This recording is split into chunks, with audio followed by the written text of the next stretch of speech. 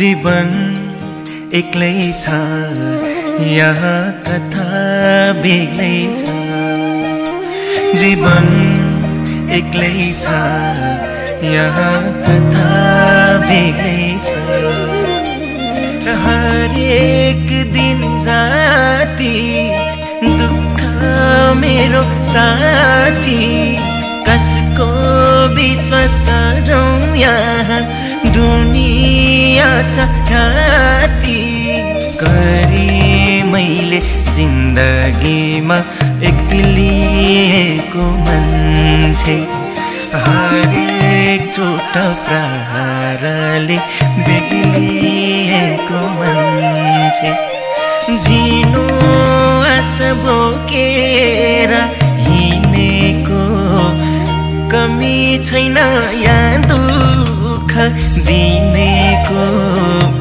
म त दुखी मान्छे मै पछि पछि दुःख कि अघि गाह्रो छ जिन्दगी गाह्रो छ जिन्दगी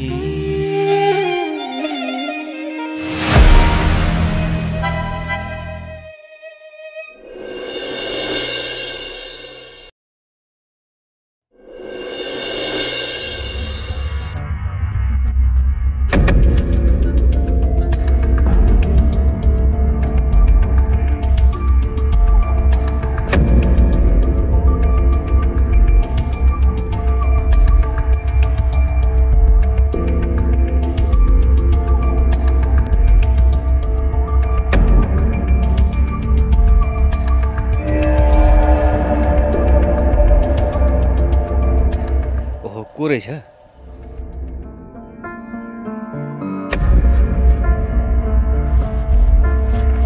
ओहो अनि को न होला भनेको मेरै बुढी पो रहेछ त अनि त दिउँसो छुट्ने कुरा थियो त त्यही भएर लिन नआएको बिहानै छुटेर पो आइछस् त तिमीलाई सरप्राइज दिउँ भनेर नि अनि दिउँसो छुट्छु भनेर फोन गरे कि अहिले फ्याट आउँदाखेरि भएन त सरप्राइज के का सरप्राइज हुनु लिन त आमकी नाम भन्ने भएको थियो कति नै ठुलै काम गरेर अवार्ड जिते जस्तो पो गर्छ भयो भयो धेरै स्याटर हानेर व्यङ्ग्य नगर कुनै दिन कुनै राम्रै काम गरेर भए पनि अवार्ड जितेर आउँछु म तैँले खतरै काम गरेर अवार्ड जित्नु र संसारमा गोरु ब्याउनु भनेको उस्तै उस्तै हो के धेरै फुर्ती नलगा अनि यो खादा माला चाहिँ तँलाई कसले लगाइदियो कसले हुनु नि यता हेर न समर्थ चुप लाग्नुस् कहाँ हामीले ल्याइदियो यो खादा माला टीका आफैले किनेर आफैले लगाएर आएको होइन मैले त आफैले किनेर ल्याएर आएँ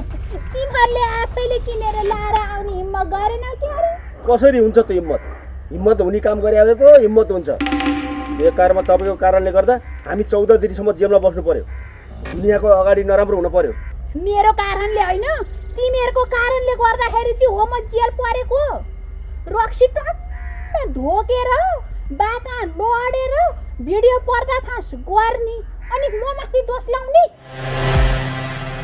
तिमीहरूले मोबाइलको भिडियो बजाएर बिहोस नभएको भएदेखि मेरी नन्दले हाम्रो यो सबै पोलन पनि थाहा पाउँदैन थिइन् अनि हामी जेल पनि जानु पर्दैन थियो हामीले जे गर्यौं एकदमै ठिक गर्यौं कमसेकम त्यो निर्दोष भटबाटी त जेलमा बस्नु परेन नि ए मोन जमिन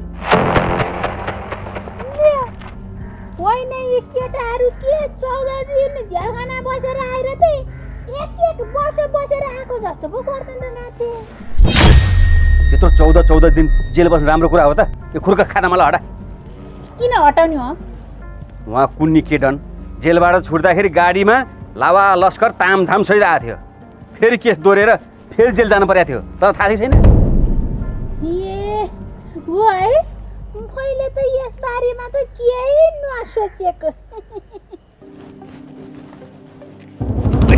के गर्छ यो देखेनौ ए आफ्नै बुढीले आफ्नो बुढालाई माला खादा लगाइदिएको ए पर्या छैन लाउनलाई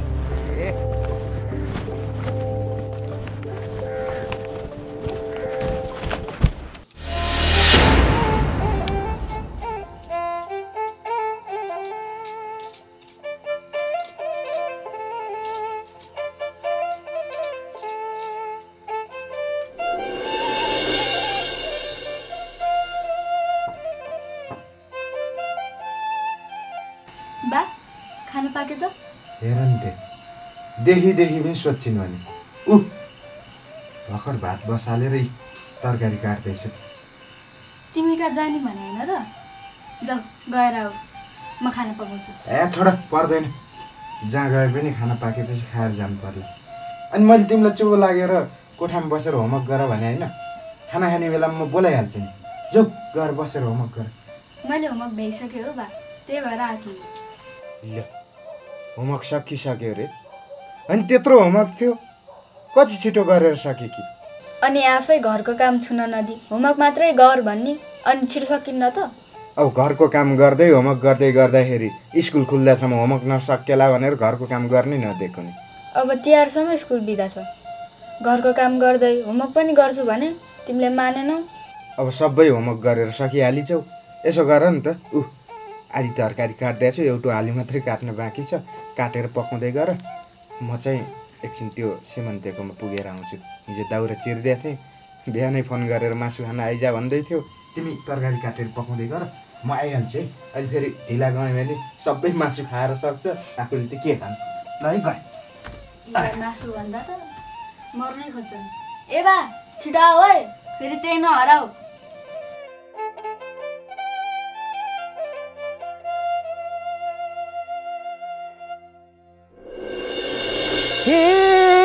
तिम्रो माया कति थियो कति थियो कति थियो कति थियो, मेरो माया सय मुरी जति थियो।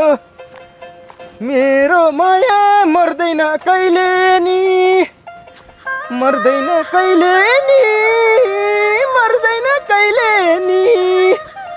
दिन रात सम्झिन्छु तिमीलाई जहिले नि, दिन रात सम्झिन्छु तिमीलाई जहिले नि। तपाईँले गीत पनि कति राम्रो गाउनु हुँदो रहेछ नि। मिस, मैले राम्रो गीत गाउँछु भनेर यसरी नफुर्काउनु भएको भए पनि हुन्थ्यो मिस। मैले आफैले गाएको गीत आफैलाई त राम्रो लाग्दैन, तपाईँले भने राम्रो गीत गाउनु हुँदो रहेछ भनेर फुर्काउनुहुन्छ। नराम्रो चिजलाई नराम्रो पनि भन्न सक्नुपर्छ मिस। यसरी कसैलाई फुर्काउनको लागि राम्रो भन्नु राम्रो होइन नि। सुझावको लागि धेरै धेरै धन्यवाद। तर तपाईँले गाएको गीत नराम्रो लागेर पनि मैले राम्रो लाग्यो भन्ने थियो, राम्रो नै लागेर राम्रो लाग्यो भन्ने थियो। मनमा बसेको मान्छेले जे गरे पनि राम्रो लाग्दो रहेछ। मिस, यदि म तपाईँको मनमा बसेको छु भने अहिले नै निकालेर फालिदिनुहोस् त। यसरी बिछोड भइसकेका मान्छेलाई मनमा राख्नु राम्रो होइन। राम्रो त होइन, त्यो त मलाई पनि थाहा छ, तर मनबाट निकालेर त फाल्नु पनि सक्नु पर्यो नि। मैले त सकेँ त मिस। केटा मान्छेहरूको जस्तो मन कहाँ हुन्छ र केटी मान्छेको? चाहिँदा राख्ने, नचाहिँदा फालिदिने।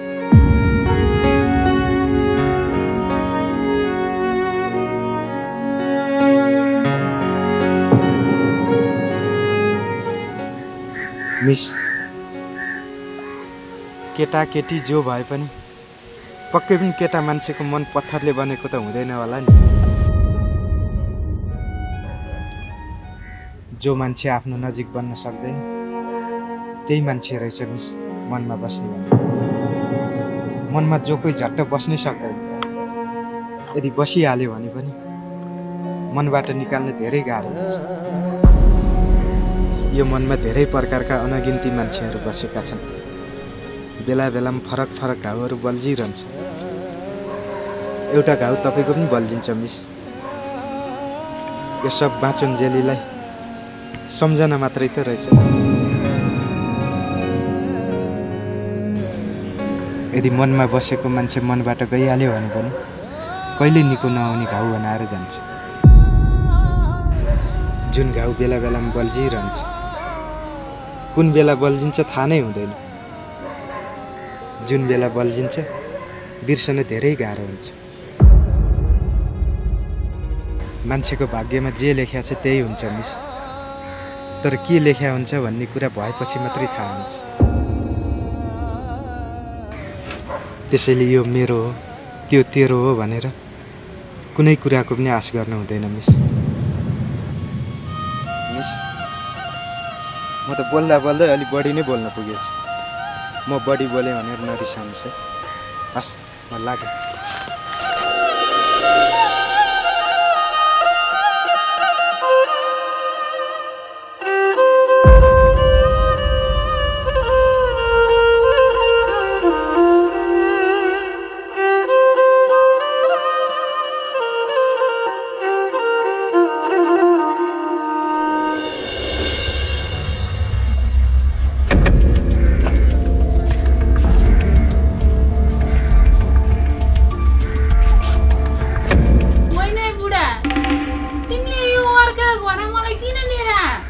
किन लिएर आउनु नि? बहिनीसँग माफी माग्न लिएर आएको। अब बहिनीसँग माफी माग्ने अनि घर जाने। होइन तिम्रो कुरा त मैले अलि बुझिनँ नि।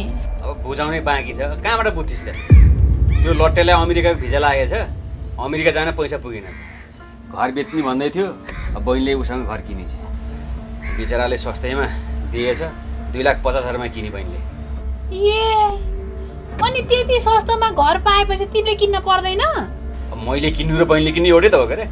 अब त यत्रो घर किनिन्छन्, खुट्टो त ठाउँमै छैन होला नि। अब खुट्टो ठाउँमा मात्रै नहुने हो र? त्यो भटभटेसँग लसपस गर्न सजिलो हुने भयो। त्यही भएर त यो घर किनेकी होली। के भनिस् रे? फेरि भन् त। यत्रो दिन जेलमा बसेर आएर पनि तेरो बानी अझै सुध्रेन है? मेरो बहिनी त्यो भटभटे वारपार भइसके। अब त्यो मेरो बहिनी र भटभटेको नाम जोडेर निको भएको घाउलाई नकोट्या। त्यति कुरो भन्नलाई पनि गालमा चड्काउनु पर्छ? नचड्काइकन भन्न सकिँदैन? अब नचड्काइ भन्नलाई तैँले बुझ्नु पर्यो नि। अब अरू कुरा छोडिदे, तैँले बहिनीसँग माफी माग्नुपर्छ। मागिहाल्छु नि। त्यत्रो गल्ती गरेर जेल बसेर आएपछि माग्दिनु होला त? त्यही पनि आफ्नै नन्नासँग। बहिनी पो कता गइछिन्? ओ ढोका तालछाला छ देखेनौ? ए हो त, ढोकामा तालचा पो लाएर मैले यादै नगरे। अब ढोकामा तालचा लगाएर बहिनी जान्छ कहाँ गयो त? ओ आइहाल्यो त।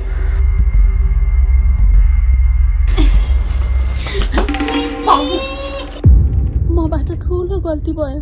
मैले तपाईँलाई ठुलो अन्याय गरेँ। मलाई एकचोटिलाई माफ गरिदिनु बहिनी। तपाईँले यसरी मसँग माफी माग्नु पर्दैन भाउजू। गल्ती भनेको मान्छेबाट नै अन्जानमा आउने हो। तपाईँबाट यो सबै गल्ती पनि अन्जानमै भएको हो।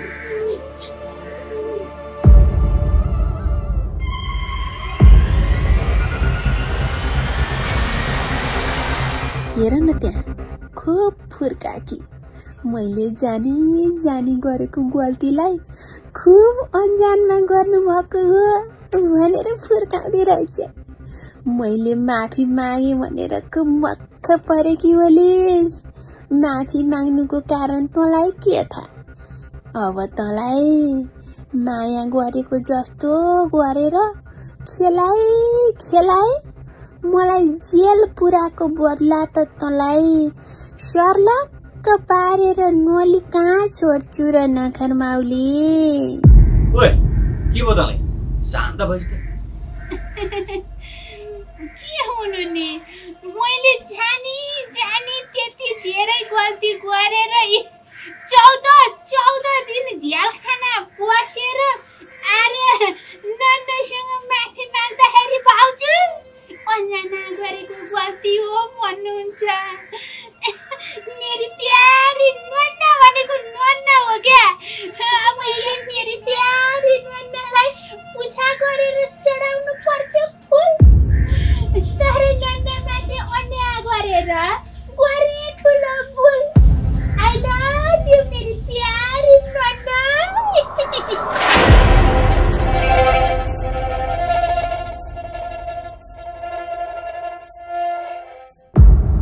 हेर न त्यहाँ मक्ख परेकी। अब तेरो मक्ख पर्ने दिन धेरै छैन केटी, छैन।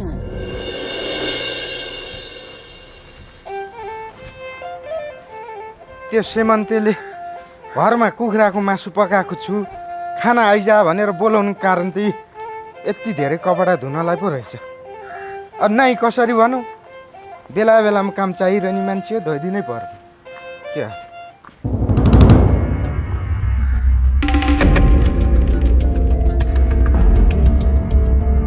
अनि यो मास्टरनी जेलबाट कहिले छुट्टी चाहिँ जहिले सुकै छुटोस् मलाई के मतलब बरु म यिनीहरूको अगाडि देखा नपरेकै राम्रो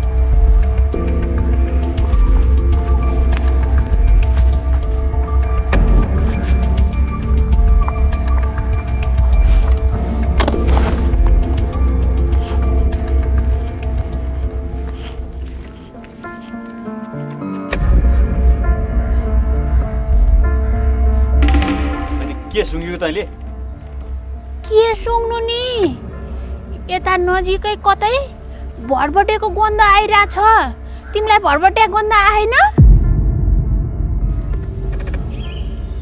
अनि तेरो नाक त ठ्याक्कै कुकुरको जस्तो पो रहेछ त ठ्याक्कै सुँगेर पत्ता लगाएछ त उ त्यहाँ लुकाएको छ त भरभटे ओए भरभटे अनि त किन लुक्या त्यहाँ किन लुक्नु नि तपाईँहरूको अनुहार देख्नुपर्छ भनेर लुक्नु भरभटे मलाई माफ गरिदिनु मबाट अनजानमा ठुलो गल्ती भयो अबदेखि गल्तीको गफ पनि हुँदैन मलाई माफ गरिदिनु उठे हेर भरभटे मास्टरनी 14 दिन जेलमा बसेर पुरै सुधरेर आइसक्यो त्यो त तैँले मास्टरनीले माफी मागेको देखेरै थाहा पाइछ होला क्या अरे त्यसैले मास्टरनीलाई माफ गरिदे हो भरभटे मलाई माफ गरिदे मास्टरनी म्याडम तपाईँ जस्तो यति ठुलो मान्छेले म जस्तो सानो मान्छेसँग माफी मागे सुहाउँदैन नि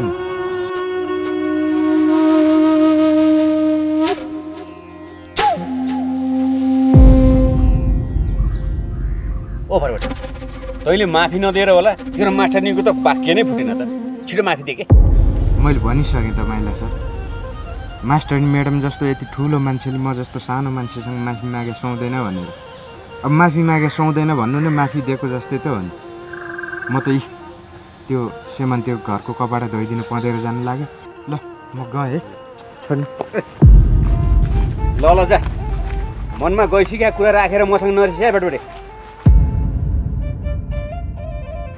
रिसाउँदैन हो रिसाउँदैन जे जस्तो भए पनि मान्छे चाहिँ बुच्चाकी छ जा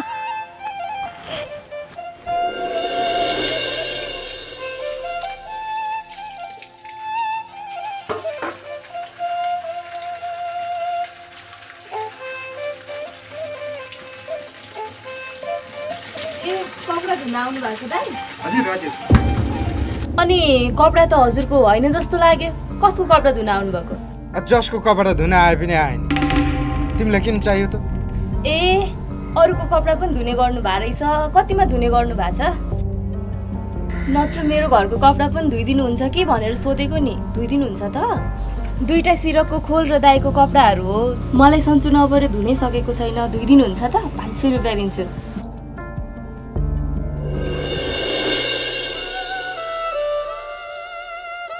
बा म कापी किन्न पसलमा गएको थिएँ तिमीले पसलमा 500 रुपियाँ तिर्नु रहेछ तेरो बाले भन्दे है भनेर भन्दै थिए काकाले त्यो पैसा छिटो तिर है खैदेऊ म खिलाउँछु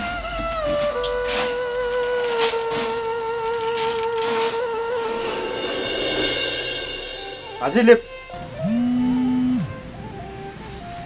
एकछिन है दाइ हेलो बहिनी तिमीले बिहान कपडा धुनु भनेर मलाई भनेको थियौ 200 रुपियाँ दिन्छु भनेको थियौ मैले तिम्रो सबै कपडा धोइदिएर घर राखिदिएको छु है पुऱ्याइदिइसकेँ ए ल ल ल बहिनी अब हजुरले मलाई कपडा धोको 500 रुपियाँ दिनुहुन्छ भने जानु न त के कपडा छ ल्याएर आउनु म धोइदिन्छु ए तपाईँले धुन नपर्ने भयो दाइ बिहान सिरान घरे काइलालाई 200 रुपियाँ दिउँला कपडा धुइदिए भनेको थिएँ उसले त सबै कपडा धुइदिइसकेछ ल म गएँ है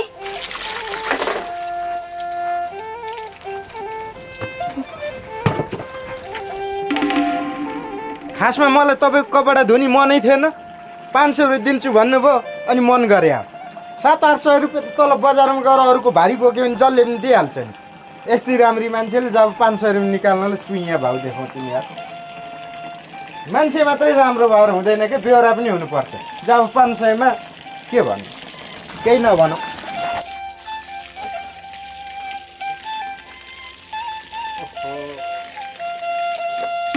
अनि त्यो सेमन्तेले पाइन्टमै छोड्छ कि क्या कस्तो गनाएको उमेरैमा ल्यायो नि पिराती धोका खाइयो भयो नि यो गति पानी कुवाको यो जीवनमा बिर्सै नै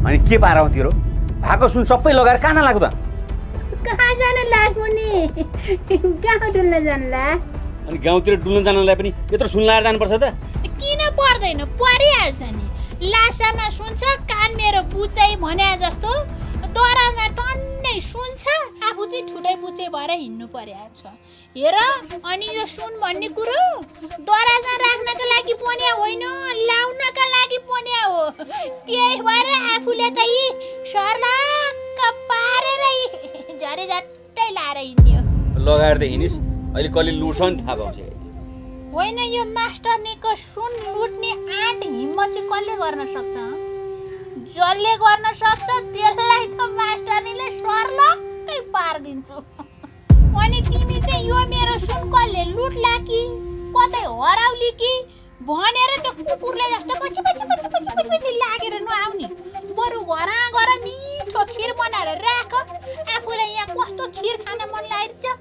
यत्रो 14 दिनसम्म जेल बसेर आउँदाखेरि गाउँका मान्छे कस्ता बचन भनेर म यसो हेरेर आउँछु यसलाई मैले नसक्ने भए जेल बसेर सुध्रेर आकी होले भनेको झन् बौलाएर पाइछ के भन्नु खै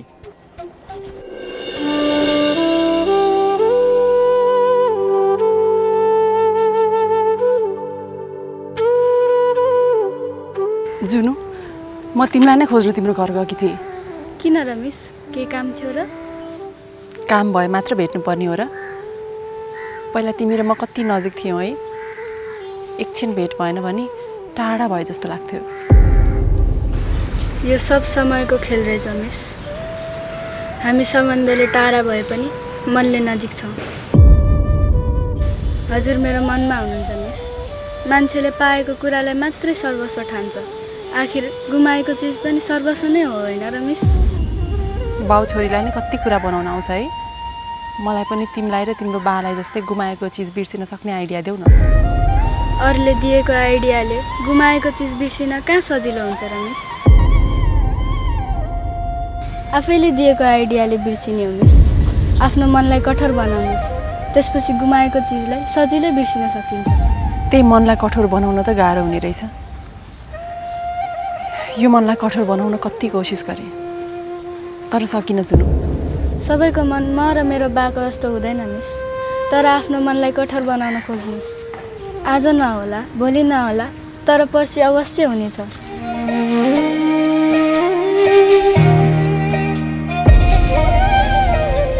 आखिर सधैँ पनि यसरी त चल्दैन होला नि मिस आफ्नो मनलाई कठोर बनाउनै पर्छ नत्र अरू उपाय पनि केही छैन मिस ल म गएँ है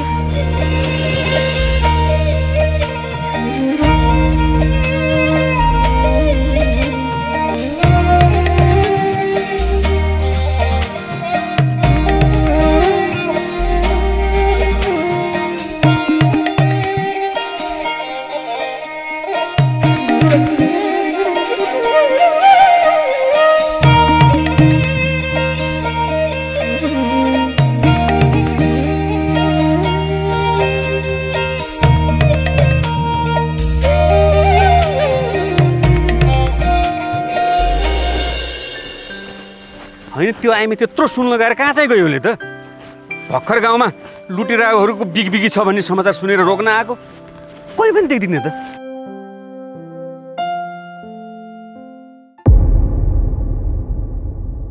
अच्छा यो आइमी त यहाँ पुल गरिरहेको छ त अनि जाँड खाइ कि अब यसले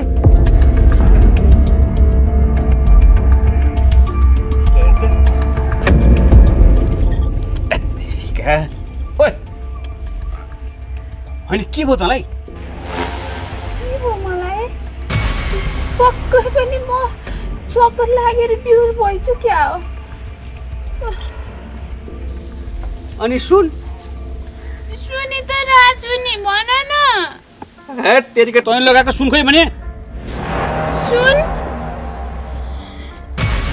ला सुन मेरो सुन कहाँ गयो नि ए बुढा बुढा उठ न बुढा उठ न होइन उठ्दैन नि त ए बुढा उठ न ल उठ्दैन नि त कोही चप्पल सुँगाएर उठाउँछ बुढा उठ न सुँग त यो चप्पल सुँग न सुँग के गर्छ यो भागो त्यही एउटा सुन थियो सम्पत्तिको नाममा त्यही पनि हराएर मरि छैन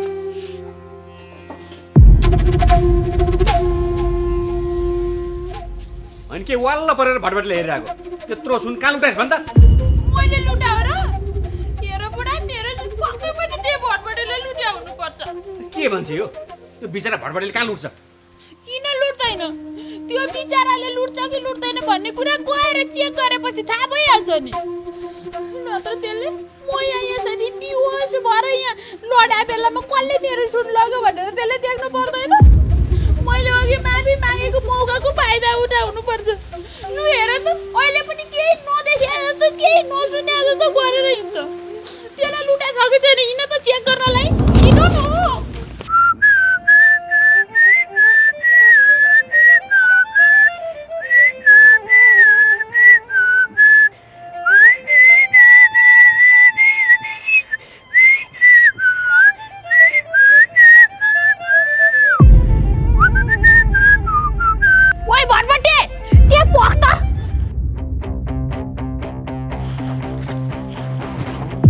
भयो कस्तो तर्सिनी गरी कराउनु भएको तर्सिनी भनेकै सुन चोर्ने मान्छे त हो नि मेरो सुन हरायो तेरो गोजी चेक गर्न पर्यो के भन्नुहुन्छ मैले के गरेर त्यस्तो के गरी भन्ने कुरा अहिले गोजी चेक गरेपछि थाहा भइहाल्छ नि ओइ बुढा यसको गोजी चेक गर त म गर्दिन त आफै गर हेर न हेर यिनको बानी फेरि यस्तै छ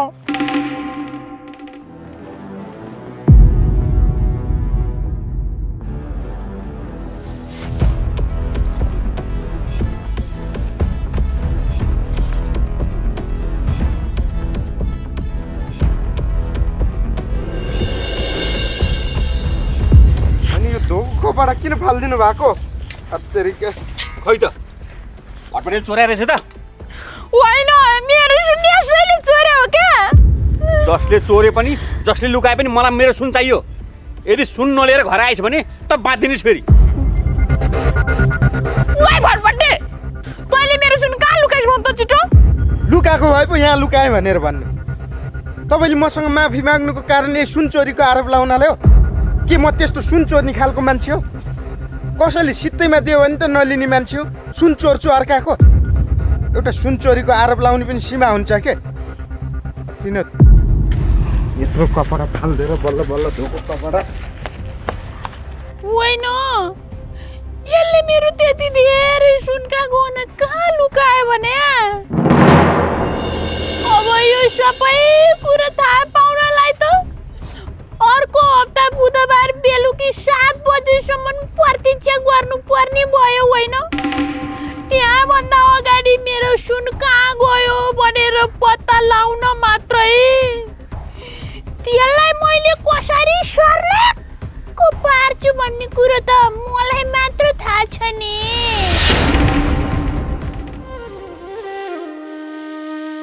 जीवन एक्लै छ यहाँ कथा बेग्लै छ। जीवन एक्लै छ यहाँ कथा बेग्लै छ। हरेक दिन राति दुःख मेरो साथी कसको विश्वास गरौँ मैले दुनिया छ घाती। नसीबले नै जिन्दगीमा एक्लिएको मान्छे हरेक चोट प्रहारले बेग्लिएको मान्छे। झिनो आशा बोकेर हिँडेको कमी छैन यहाँ दुःख दिनेको। म त दुखी मान्छे मै पछि पछि दुःख घिराघि गाह्रो छ जिन्दगी गाह्रो छ जिन्दगी।